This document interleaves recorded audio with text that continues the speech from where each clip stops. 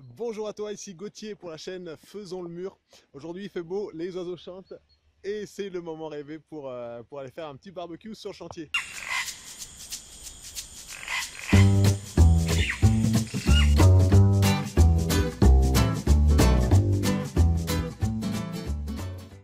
Alors, tu as cliqué ici pour regarder la première vidéo de la série Paroles d'artisan et aujourd'hui j'interviewe Laurent Ballaire qui est un artisan maçon spécialisé dans le bâti ancien et qui va nous raconter un petit peu comment il a monté sa boîte et puis par quelles difficultés il est passé. Avant de regarder cette vidéo, sache que si tu es intéressé par la construction en terre crue, tu peux télécharger gratuitement mon fascicule qui doit traîner dans une petite fiche ici en haut. Tu pourras cliquer dessus et voilà, je te souhaite un très bon visionnage et à tout à l'heure. Et c'est parti. Eh ben, Laurent, bonjour. Bonjour, salut Et, Gauthier. eh ben, merci d'être venu là chez moi pour répondre à ces quelques questions. Voilà, pour cette petite interview. Mhm. Alors, pourquoi faire cette interview? Donc, moi, l'idée, c'était, pour un petit peu voir ton parcours professionnel et tout ça, parler de l'expérience que tu as eue. Tu as monté ta boîte il y a peu de temps, quelques années, je crois. Enfin, tu me Ouais, c'est diras tout ça, ça. ouais. Et donc voilà, partager un petit peu cette expérience actuelle, mais aussi comment tu t'es lancé, qu'est-ce qui t'a décidé. Parce que moi aussi, bah, à terme, j'aimerais lancer ma petite boîte. Et puis voilà, je me suis dit que c'est des conseils qui pouvaient autant être utiles pour moi, et ben autant en faire partager le plus grand nombre. Bah ouais, carrément. Donc, euh, donc voilà, et ben on pourrait commencer par les présentations. Et bah ok, alors moi je suis Laurent Ballaire, 34 ans. À la base j'étais ingénieur dans le bâtiment, en fait. J'ai fait maths P, l'école d'ingénieur l'ESTP à Paris, là, dans le bâtiment construction. Je suis parti 3 ans au Maroc, bosser comme conducteur de travaux sur un chantier. Après en Guadeloupe pour faire de la maîtrise d'ouvrage, je représentais des clients sur des chantiers. Et puis quand je suis rentré en France, je sais pas, ça me plaisait plus de faire ça, tu vois. Puis j'avais besoin de faire un truc manuel, tu vois. Donc tout en restant dans le milieu du bâtiment, parce que j'adore ce monde-là. Et bah, du coup, j'ai repassé un CAP de maçonnerie dans le bâtiment ancien. Tu vois, j'ai fait ça à l'AFPA, formation pour adultes. Ok. C'est une formation de 9 mois à peu près. Et puis après, bah, l'objectif c'était de me mettre à mon compte en fait, tu vois, de bosser pour moi et puis de voir ce qui allait se passer quoi. Ok. Donc, tu as quitté le soleil pour revenir en France et C'est ça.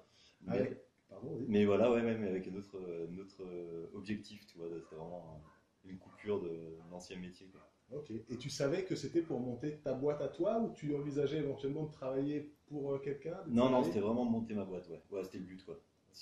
Enfin, moi, je l'aurais mal vu d'être salarié, même si ça me plaisait, toi, pourquoi pas, hein, j'avais bossé pour des petits stages comme ça, mais c'était vraiment le but de me mettre à mon compte, quoi. Ok. Donc, Ok. Et du coup, la formation AFPA pour le bâti ancien, c'est ça? ouais, c'est ça, ouais. C'était en quelle année ça? C'était, alors, 2014, ouais, 2014. Ok. J'ai eu mon diplôme, donc mon CAP, je crois que c'était janvier 2015. Donc, ça fait, ouais, 2 ans, un peu plus de 2 ans, ouais. Ouais. Ok. Ok. Et quelle différence entre la maçonnerie ou le bâti ancien et l'éco-construction? Donc aujourd'hui, on parle beaucoup d'éco-construction. Moi, j'ai mon blog qui essaye de tourner autour de ce sujet. Ouais. Est-ce que tu vois est-ce que pour toi, il y a une Euh, différence? Je sais pas, là l'intitulé c'était vraiment maçon du bâtiment ancien, donc là c'est très maçonnerie quoi. Alors que construction, je pense que ça reste plus large comme métier, c'est vraiment tout ce qui est bâtiment écologique, on va dire, tu vois. Alors que là c'était vraiment basé quand même sur la maçonnerie. Ok. En combien de Donc, temps, du coup, là? c'est 9 mois, je crois, la formation, ouais. Ouais. Après, c'est formation, c'est AFPA, c'est pas non plus. Je pense qu'il y a d'autres centres de formation, toi, notamment à Plomb, tout ça, où je pense que c'est peut-être plus pointu, plus technique, tu vois. Ok. Mais bon, là, ça me donnait le CAP, ce qui me permettait de me mettre à mon compte. Tu es obligé d'avoir le CAP, tu vois, pour si tu veux créer ton entreprise. C'est ça. Donc, après, c'était intéressant. Donc moi, c'était vraiment le bâti ancien que je voulais, mais du coup, tu fais quand même, toi, tu montes des agglos dans les stages, tu fais du béton, tu fais. Mais c'est bien aussi, hein, tu vois, c'est des connaissances du bâtiment, quoi. Ouais, il faut savoir faire un petit peu de tout, hein, de toute façon. Exactement, ouais, ouais, ouais. Et puis après, finalement, les méthodes, ça reste un peu les mêmes, tu vois, de monter un mur en pierre en agglo, tu as toujours à croiser, à éviter les coups de sable, les trucs comme ça, tu vois, donc tu apprends quand même les méthodes, quoi. C'est les matériaux qui sont différents, quoi.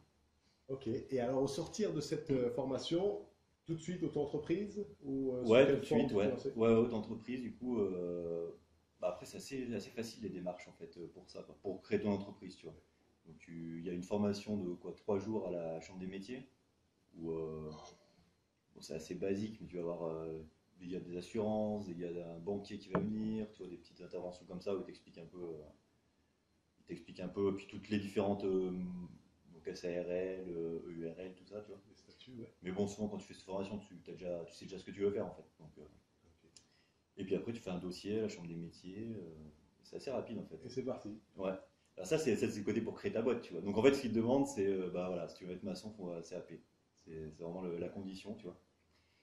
Et donc Ouais. voilà. Après, ce qui est plus compliqué, c'est tout ce qui va à côté, toi, les assurances, des trucs comme ça. Là, c'est monter sa boîte, c'est facile, tu vois, mais la faire fonctionner, c'est là où ça devient plus compliqué après, quoi. Ok, ok. Pour la décennale notamment, je Voilà, pour la pense. décennale, par exemple. Ouais. Donc moi, j'avais contacté bah, SMA, BTP, tu vois, plein de boîtes comme ça, là, des assurances. Et en fait, la plupart vont dire, ouais, mais il faut 5 ans d'expérience dans le domaine, il y en a même qui m'ont dit 10 ans d'expérience dans le bâti ancien, tu vois. Wow. Il faut être salarié pendant 10 ans d'une boîte avant de pouvoir te mettre à ton compte. Pour ça s'appelle la décennale alors. Bah du coup, voilà, 10 exactement. ans. Ouais. Et là, quand j'ai vu ça, tu vois, parce que j'avais fait mes papiers, en fait, j'étais inscrit, j'ai fait, putain, merde, ça va être chaud, en fait. C'est pas si simple que ça, quoi. Et puis finalement, bah, tu t'en prends plein, t'essayes, ils te refusent, t'en as d'autres qui disent peut-être, oui. Et après, le fait d'avoir été ingénieur, toi, avec toute mon expérience professionnelle, en fait, c'est ça qui m'a bien aidé aussi à monter, quoi. Ok. Les gars, ils voyaient, bah ouais, avec le diplôme d'ingénieur, le CAP, c'était un parcours assez cohérent, tu vois, dans ce que je voulais faire dans créer ma boîte. Du coup, Plus l'expérience que tu avais déjà aussi derrière. voilà, ouais, toi, toute la théorie du bâtiment, je connais, donc je pense qu'ils ont eu confiance là-dessus aussi, tu vois, que j'allais pas faire n'importe quoi sur un chantier.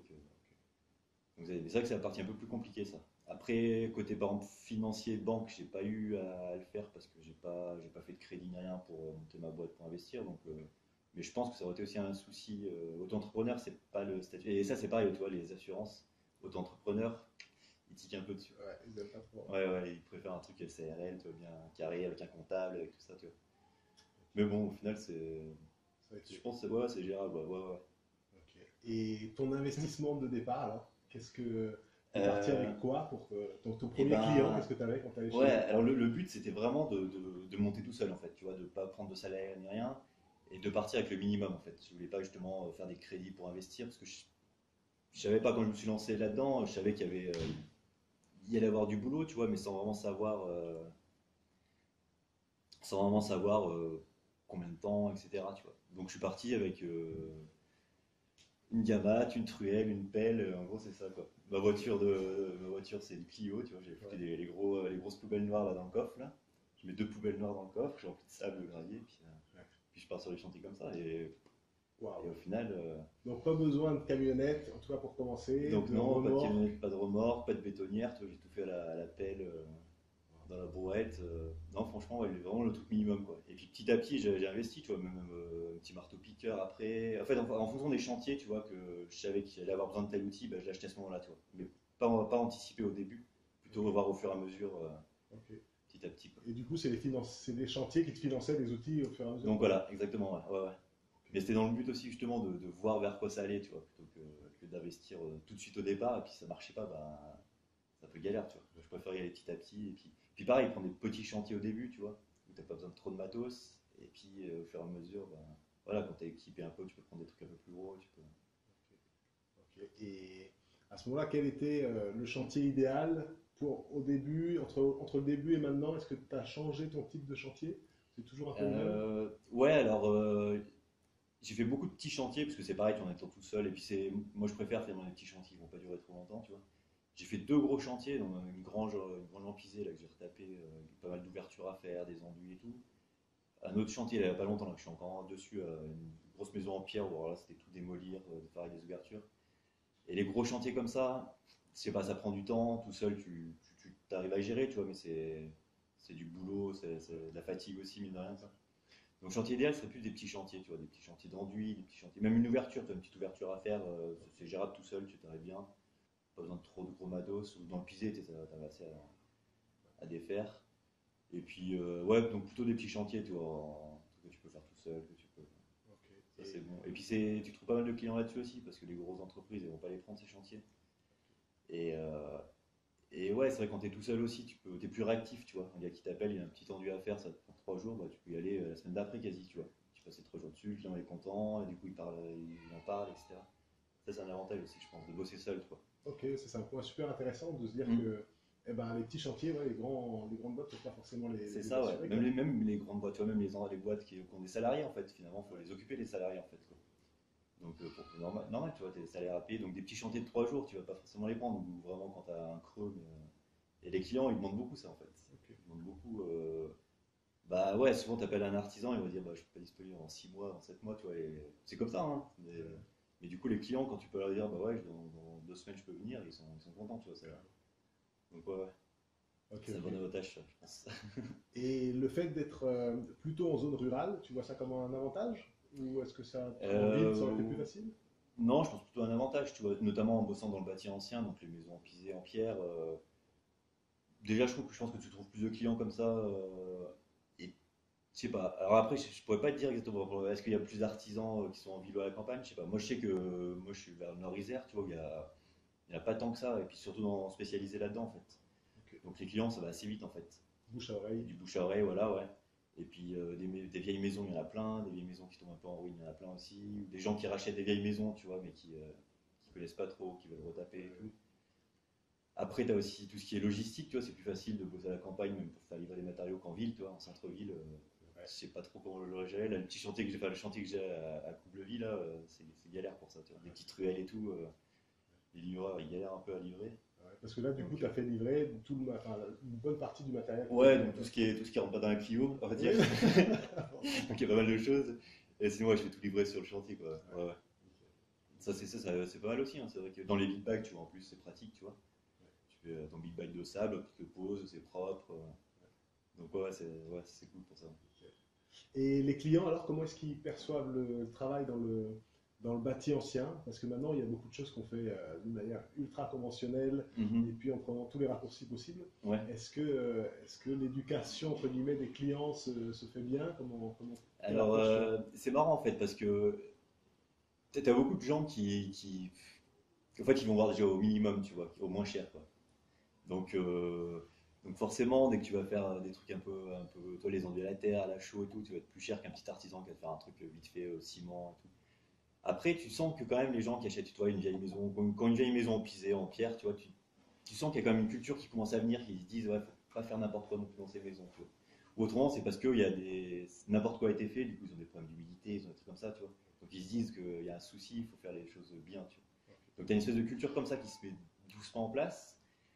Mais après c'est plus quand tu vas leur présenter aux clients, tu vois. Je sais que tu veux faire une ouverture dans le pisé, les gars ils vont te dire, bah, oh, faites ça en béton. Tu fais, bah non, non, non, dans le pisé, on fait pas en béton, etc. Moi, je fais en chaîne, tout ça, tu vois. Donc au début, ils sont ok, ok, tu vois, puis ils font confiance en fait à l'artisan, je pense, mais Mhm. c'est une chose bien, quoi. Et puis au final, quand tu leur fais le truc, tu vois, et qu'ils sont super contents du résultat, donc voilà, mais faut leur apporter le truc, tu vois, faut leur apporter les choses, leur expliquer. Pareil, il y a un chantier comme ça où je devais remonter au-dessus du pisé, tu vois, la rase, donc surélevé pour venir jusqu'au toit, tu vois. Il y a pareil qui m'a dit, bah vous faites ça en aglo et tout. Je fais, bah non, sur du pisé, on va vous faire en adobe, en terre et tout. Ouais. Ok, ok, comme ça il fait confiance, tu vois. Et puis une fois que c'était fait, il était super content, tu vois. Et puis, et après, voilà, il en a parlé autour de lui, du coup, c'est comme ça que j'ai d'autres chantiers aussi, tu vois. Donc, je pense, voilà. Mais ouais, faut leur expliquer aux gens, en fait, que sur les maisons, les vieilles maisons, faut pas faire n'importe quoi, que ça peut créer des désordres, ça peut créer des problèmes. Mais après, ils comprennent vite, hein, parce qu'une maison qui a été enduite en ciment, où c'est super humide, tu leur dis, bah ouais, parce que c'est Ouais. enduit en ciment, il y a un souci, il faut refaire à la chaux. Ils comprennent tout de suite, quoi. Parce Ouais. qu'il y a le problème, en fait, tu vois, et tu leur expliques pourquoi il y a le problème, et tu leur Ouais. apportes la solution en même temps. Donc, les clients, c'est ce qu'ils veulent, en fait. Ouais. Ouais, je pense que souvent, c'est un problème de solution.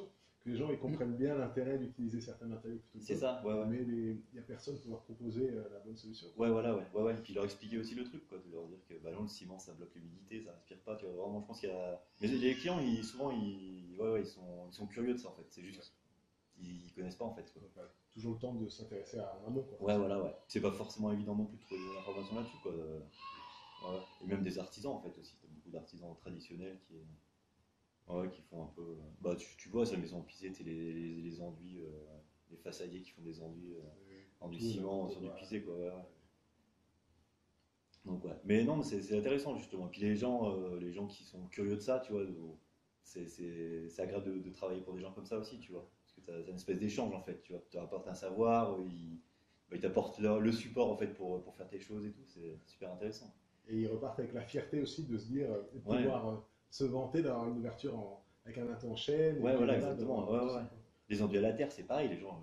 enduit à la terre, c'est pour eux, la terre, c'est par terre, tu vois. Mhm. Et quand tu leur dis que tu vas faire un enduit à la terre, au début, ils savent pas trop, tu en fais un petit échantillon, tu fais, ah ouais, c'est sympa et tout. Et puis quand tu leur fais un bout de mur et tout, ils sont super contents au final, tu vois. Ce qui Mais, est- C'est incroyable dans une région où on utilise tellement la terre dans le bâtiment, hein, quand même, ouais, le ouais, tout ouais, pisé qu'on a ici, c'est vrai ouais, que ouais, on a perdu complètement le réflexe d'utiliser ce matériau comme, ouais, comme c'est ça, ouais, constructif. c'est vraiment un truc qui a disparu, ouais, c'est marrant, hein, ouais. Ouais. Enfin, c'est marrant. C'est pas marrant, c'est dommage, mais c'est bien que ça revienne, quoi, Ouais. c'est vrai que, ouais. Ok, donc toi, tu sens une tendance, un retour aux sources, entre guillemets? Alors, je sais pas, je sais qu'il y a pas mal d'associations qui se montent aussi autour de ça, tu vois, mais après ça reste assez confidentiel en fait. C'est les architectes, les artisans, tu vois, t'as des petits milieux comme ça, tu sais, avec les associations, bah, même tu vois, on parlait d'Aplomb tout à l'heure. Tu vois, j'avais une fois, un samedi, là, j'étais à la Terre de Pisé, une association, je sais pas si tu connais, Ok, j'ai fait j'ai une entendu petite parler. réunion comme ça sur le Pisé.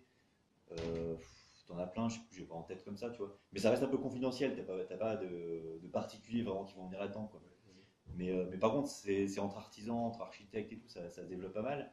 Et puis après, comme je te dis, c'est vraiment avec les clients en fait qu'il va falloir leur expliquer le truc. Mais ouais, ils sont ouverts souvent la plupart.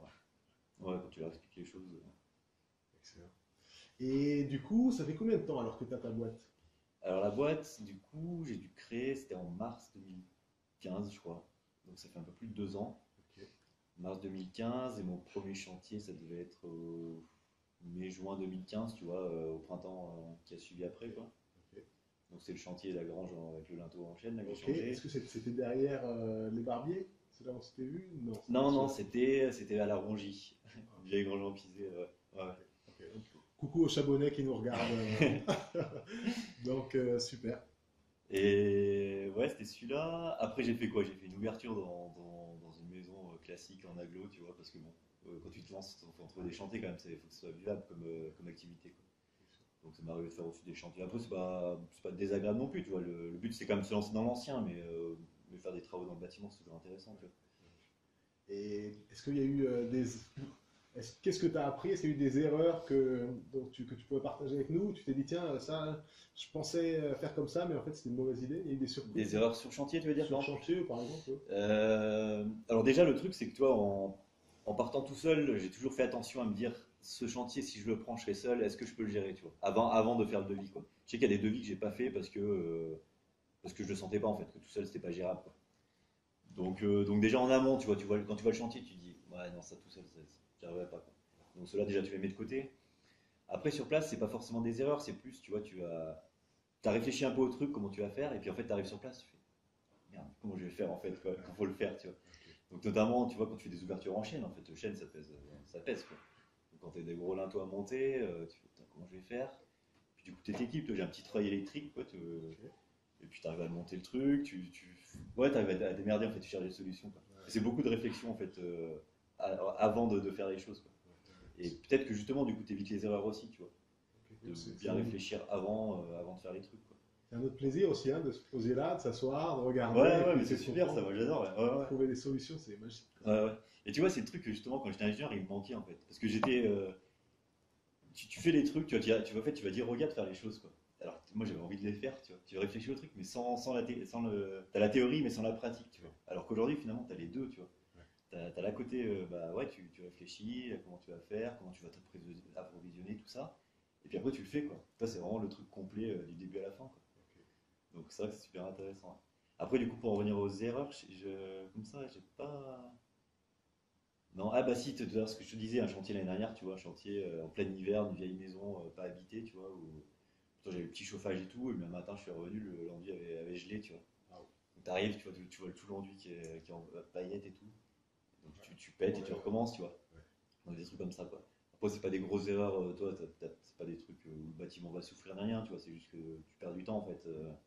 Et en fait, tu te dis, bah en fait, les chantiers d'enduit l'hiver quand ça gèle, non, faut pas faire, quoi.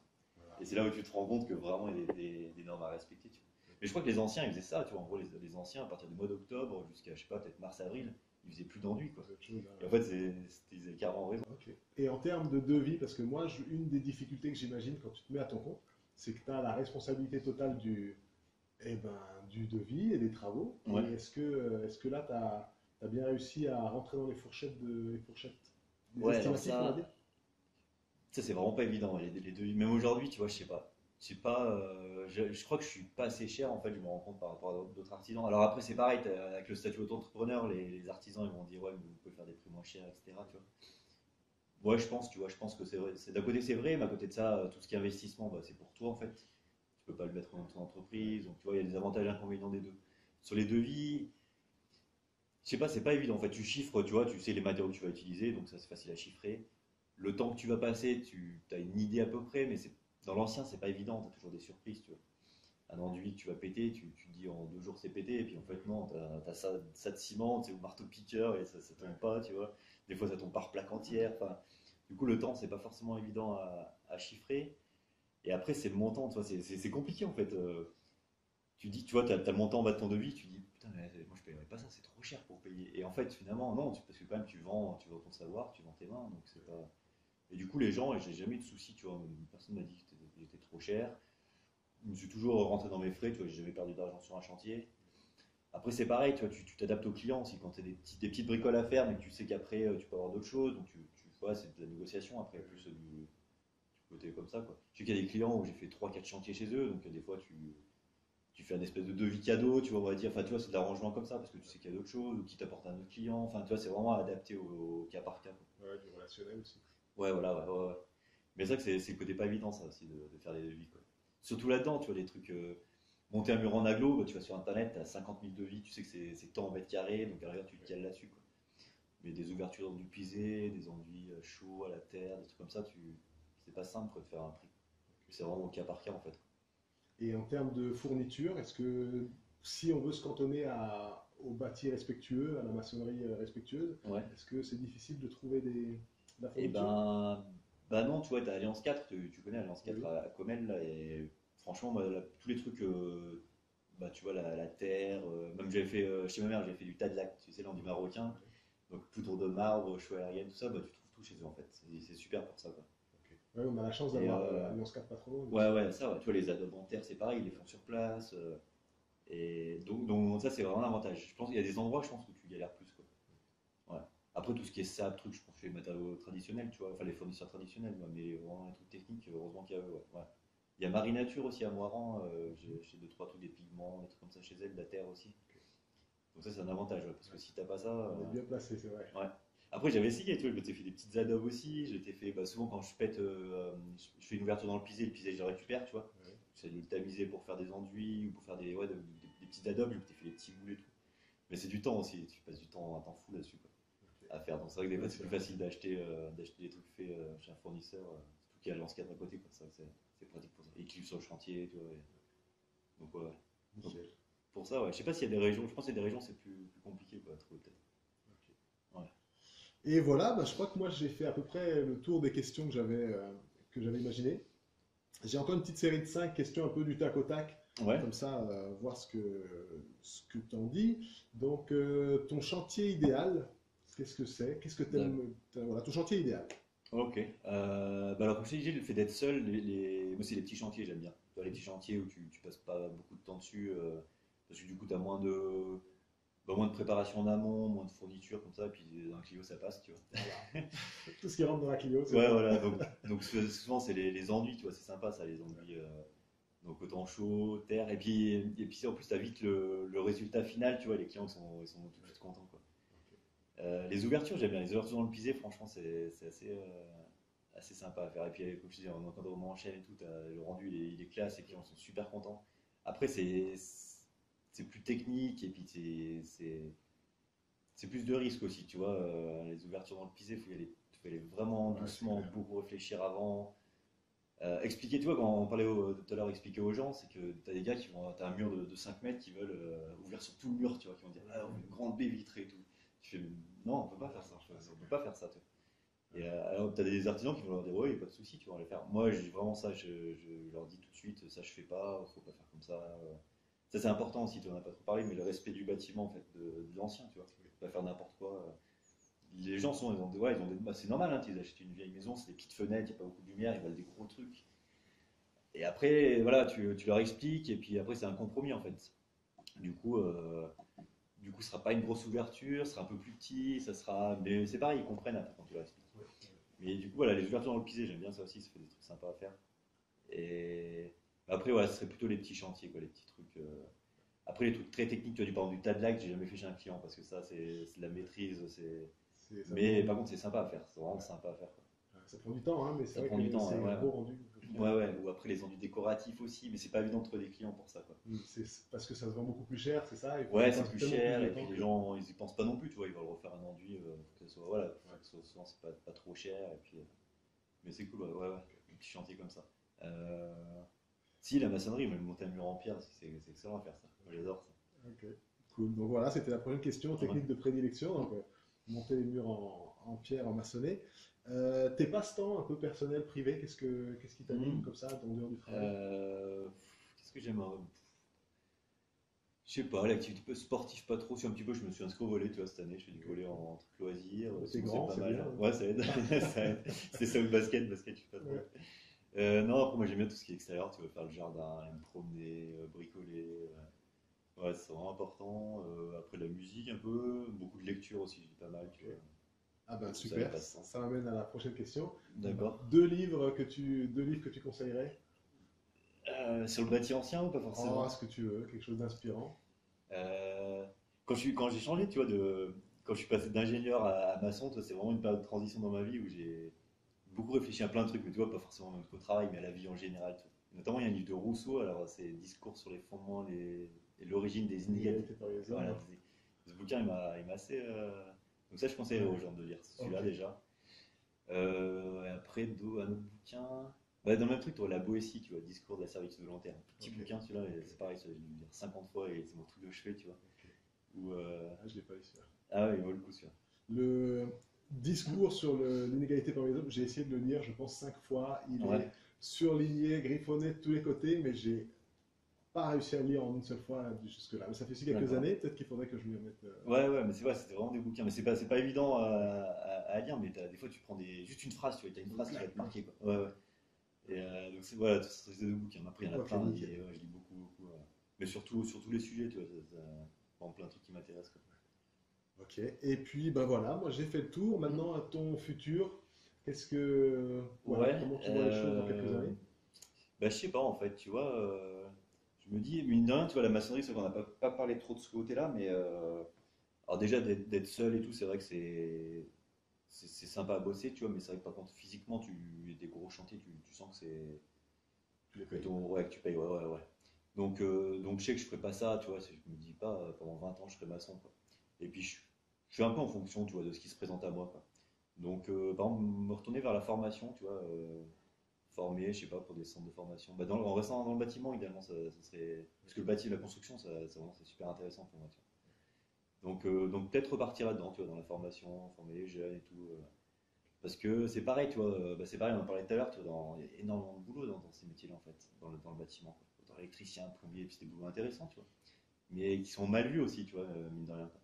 Moi, quand j'étais ingénieur, tu vois, puis qu'il y a ma faillite, bah, je vais me mettre à mon compte, faire maçon. Je comprenais pas le truc, tu vois. Alors finalement, c'est un super métier, en fait. Tu peux très bien gagner ta vie.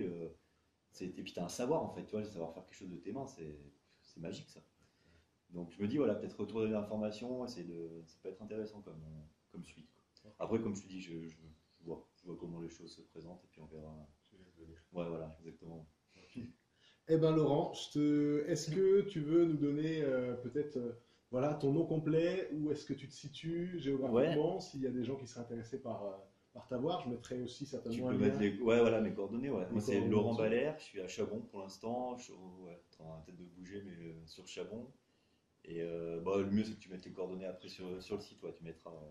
Donc après, voilà, s'il y a des travaux, mais Ok, vraiment en bâti ancien, tu vois, j'essaie de vraiment de cibler. Autant au début, je prends un peu tous les chantiers, que là, j'essaie vraiment de me cantonner à ça quand même. C'est plus. Ouais. ok, super. Eh ben, merci beaucoup. Et bah, de rien, avec plaisir. Cool. C'était cool. Et top!